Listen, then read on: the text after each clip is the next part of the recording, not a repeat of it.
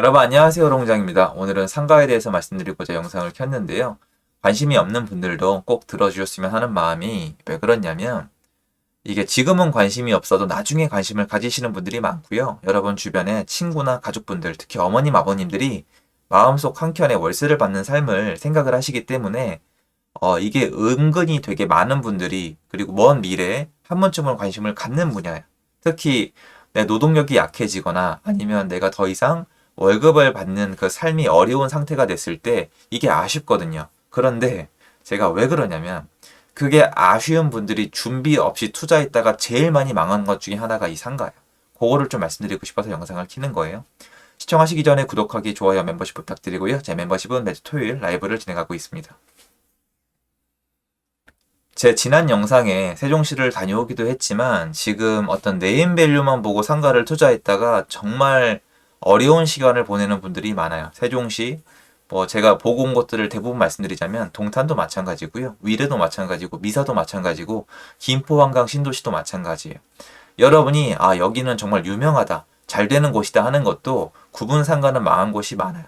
상가는 전국 어딜 가나 망하는 곳은 나옵니다. 그런데 문제가 뭐냐면은 이거를 봐야 돼요. 요번에 지금 전세 사기 터지는 것처럼 여기를 분양받은 분들도 투자한 분들도 바보가 아니라 어떻게 하다 보니까 여기까지 온 거거든요. 그분들의 공통점 제가 상담을 해보고 사례를 파악을 해보고 경매 입찰을 하면서 이 명도 과정에서 여쭤보면은 그런 얘기가 나와요. 준비 없이 사요. 그러니까 대부분 여러분 이 상가에 대해서 하이에나들이 제일 좋아하는 대상이 공직에만 있다가 평생 사무직만 하다가 그러니까 한 곳에 갇혀서 그 업무만 하시다가 은퇴하시는 분들. 은퇴하시는 분들은 이 월급이 끊기는 걸 굉장히 두려워하세요. 왜냐면 어머님 아버님들은 연세가 있는 상태로 은퇴를 하시기 때문에 자식들에게 도움 받는 건 싫으시고 굉장히 고생이 많은 세대거든요. 저희 세대가 함부로 얘기할 수 없는 세대라 생각을 합니다. 형제는 많고 물려받은 재산은 적고 아이 키우기는 제일 경쟁이 빡빡한데 그 아이의 육아는 힘들어서 내 자식의 자식까지 봐줘야 되는 정말 어려운 세대거든요. 근데 그분들이 이런 부동산 공부를 못하고 은퇴하시는 경우가 많아요. 당연한 거잖아요. 근데 목돈은 있단 말이에요. 그럼 하이에나들이 진짜 좋아요. 실제 사례입니다. 그래서 얘기를 해요. 이거 사시면 월세가 얼마가 나온다. 이거 사시면 자식들한테 손 안 벌려도 된다. 이게 요새 이거 받으십니다 어머님. 이게 자식보다 낫다고 하세요. 저 얼마 전에 하나 분양해 드렸는데 자식보다 낫대요. 월급 드리고 얼마나 좋습니까? 이것도 있고 그리고 시세 차익도 얘기를 하고 개발. 여러분 어머님 이거 세종시예요. 어머님 위례신도시 못 들어보셨어요? 여기 메인 입지예요. 이런 식으로 해서 다 팔아먹은 거예요. 그게 아니면 어떻게 물론 분양이 다 안 된 건 맞지만 왜 그렇게 분양받은 분들이 많겠어요? 그냥 이게 그냥 얘기하면 분양을 받지 않거든요. 그래서 그런 식으로 이렇게 마케팅을 하면서 분양을 받으셨는데 약속한 임차인이 들어오지도 않을 뿐만 아니라 뒤늦게 깨달으시는 게 월세가 안 나오는 상가는 매도가 안 돼요. 왜 그러냐면 봤잖아요. 저 상가를 가지고 있어도 임차인이 안 들어온다는 걸 봤잖아요. 그럼 그걸 사지 않는단 말이에요. 왜? 월세를 받는 게 목적이기 때문이에요. 구분 상가는 월세를 받는 게 주요 목적이기 때문에 월세를 받을 수 없는 구분 상가는 다음 매수인을 찾기가 정말 어려워요. 그럼 결론을 내보면 월세를 받지도 못하고 관리비랑 세금은 나가는 상황에서 매도가 안 되기 때문에 내 돈이 묶인 상태에서 시간이 쭉 지나갑니다. 결론을 내리면 돈이 날아간 거죠. 사실은 돈이 날아갔다는 게 내가 원하는 대로 이 돈을 계속 못 쓰게 되면 날아간 거랑 같거든요.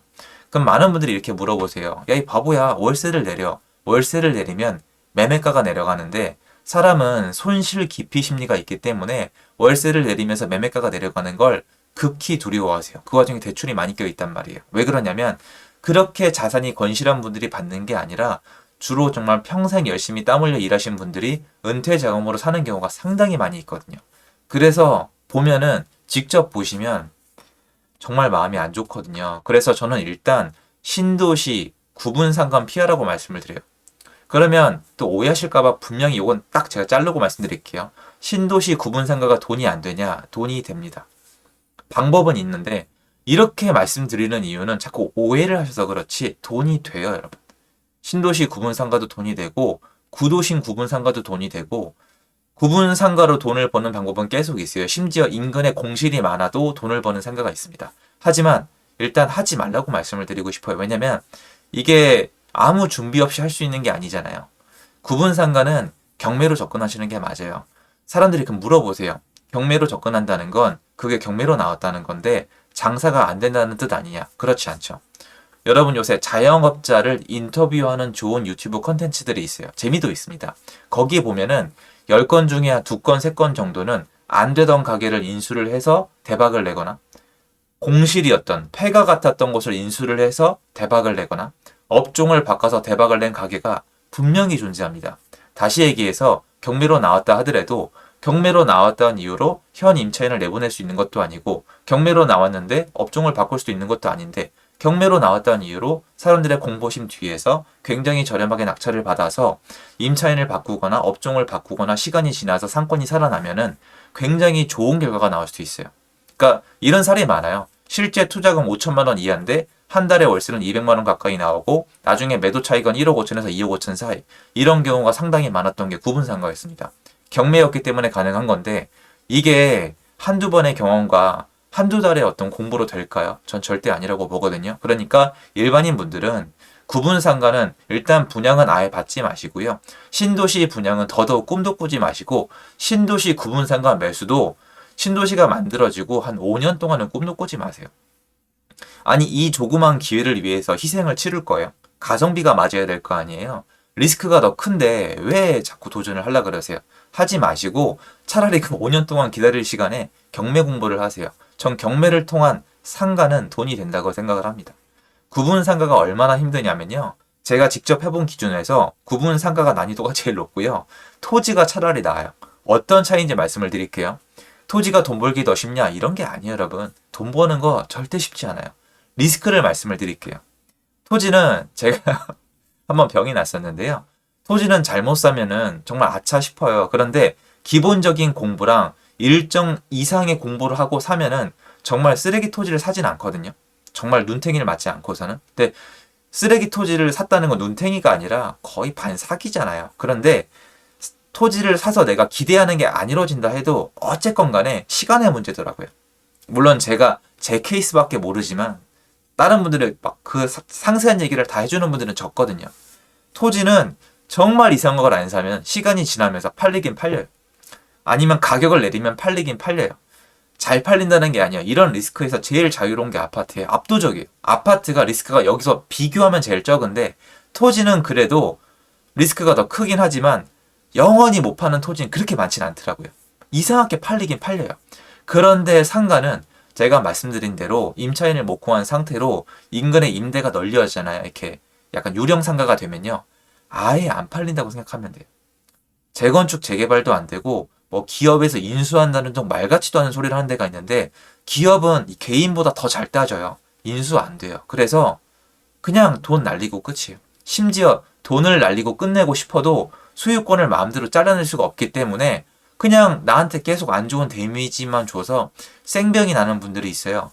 여러분 구분상가 신도시에 잘못 분양받아서 현금 4억, 현금 8억, 현금 12억 날린 분들이 되게 적을 것 같으시잖아요. 여러분이 상상하시는 이상으로 많아요. 정말 가슴 아픈 사례죠. 이 상가가 업체들이 왜 이렇게 욕심을 내는지 간단히 말씀을 드릴게요. 이 상가의 가치가 어디서 올까요? 아파트는 아파트를 잘 지어야 돼요. 왜냐면 아파트에 거주하기 때문이에요. 아파트에 그 사람들이 살면서 애들 키우면서 커뮤니티를 형성을 해서 거기서 삶을 이끌어 가야 돼요. 그런데 그 아파트는 잘 지어야 사람들이 들어가서 그렇게 산단 말이에요. 내가 여기 들어가서 살아야지라는 생각을 해요. 근데 상가는 그게 아니에요. 상가는 업체 입장에서 그걸 봐야 되는 게 아니라 이 인근에 그런 아파트나 그런 주거시설에서 사람들이 얼마나 나와서 여기 상가를 써줄지가 중요해요. 무슨 얘기냐면은 상가는 많은 돈을 들여서 잘 짓는 게 중요한 게 아니라 인근에 아파트만 많으면 된단 말이에요. 인근에 아파트가 많은 것 같은 이미지만 있으면 분양이 가능해요. 뭐 배후 입지가 몇 세대다 이런 얘기를 많이 한단 말이에요. 쉽게 얘기해서 비싸게 파는 이유가 인근에 사람이 많이 살기 때문인데 건축비는 아파트보다 훨씬 덜 들어가거든요. 그럼 이런 남는 장사가 어디 있어요. 그러니까 처음 분양가가 가면 할인을 해줘요. 나중에 분양 안 되면 더 할인을 해줘요. 반값까지 내려가요. 근데 반값까지 내려가는데도 남는 곳들이 있더라고요. 참 놀라울 따름인데 정말 조심해야 되는 영역이에요. 쉽게 얘기해서 아파트도 당연히 그렇진 않지만 아파트는 거기에 어울려 사시는 분들 뭐 이런 거 다 여러 가지 요소가 들어가지만 그 안에 어쨌건 아파트를 잘 지어서 가치가 있는 거라면 여러분 상가 다 비슷하게 생겼잖아요. 상가를 지었던 그 부동산의 가치보다 인근에 사람이 많은 가치 때문에 이게 비싼 가격을 치르는 건데 그러면 건설사 입장에서는 상가를 많이 짓고 싶거든요. 싸게 많이 지어서 많이 분양을 해버리고 싶거든요. 그러니까 마케팅 비용을 엄청 써요. 그냥 무조건 분양을 시키려고 하는 거예요. 그래서 더더욱 조심하셔야 됩니다. 그래서 상가를 하지 말라는 게 아니라 전 두 가지는 꼭 말씀드리고 싶어요. 공부가 안 된 상태에서 특히 동네 네임밸류만 보고 그냥 상가를 투자하시는 건 제 경험상 거의 자살행위예요. 상가는 무조건 공부해야 돼요. 그리고 저는 경매를 강력 추천드려요. 상가, 특히 구분 상가를 접근하기 위해선 경매를 강력 추천드리고 일반 매수로 구분 상가를 해나가실 수 있는 분들은 상당히 잘하는 분들이에요. 참고로 돈 됩니다. 주변에 있어요. 그러니까 보이시는 거예요. 저건 지금 가격이 싸. 근데 이 시세 파악도 힘들거든요. 싸게 사서 업종을 바꾸거나 새로운 종목을 넣으셔서 월세를 돌리는 분들이 있는데 이분들은 일반 영역이 전혀 아니에요. 고수의 영역이거든요. 그러니까 일반인들은 따라할 수 있다고 생각하지 마세요. 일반인 분들은 차라리 구분 상가는 경매를 통해서 공부를 하다 보면 내가 할지 말지 판단이 더 잘 서요.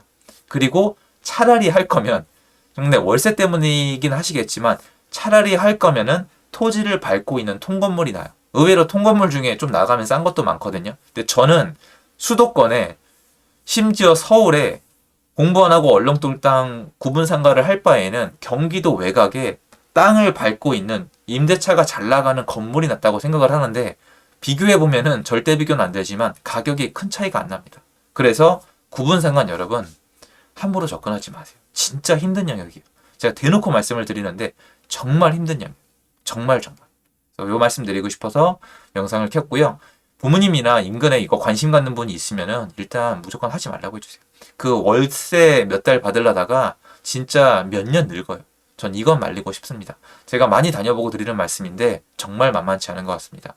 요새는 이 얘기를 하면은 바로바로 와닿는데 옛날에 한동안 월세 받는 붐이 분 적이 있었는데 그때는 정말 우후죽순으로 사시더라고요. 근데 결과가 안 좋아요. 그래서 여러분들은 사전에 커티하시고 공부하셔서 접근하실 분들만 생각해 보셨으면 좋겠습니다.